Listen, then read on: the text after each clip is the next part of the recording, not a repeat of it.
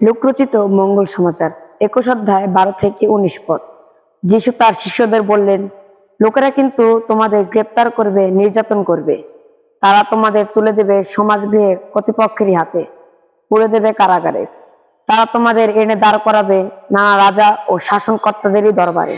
এই সব কিছু তারা করবে তোমরা আমার অনুগামী বলেই, আর তাতে তোমরা তো সত্যের সপক্ষে সাক্ষী দেবার সুযোগ পেয়ে যাবে।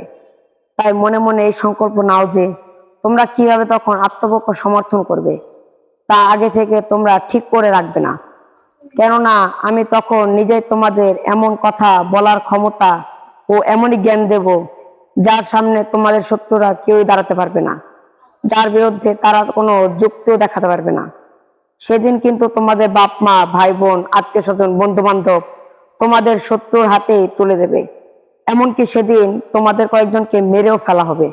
তখন আমার জন্য তোমরা হয়ে উঠবে সকলেরই ঘৃণার পাত্র, কিন্তু তবুও তোমাদের মাথার এক গাছি চুলও নষ্ট হবে না। তখন তোমাদের কর্তব্য নিষ্ঠায় তোমাদের রক্ষা করবে। এই হলো প্রভুর বাণী।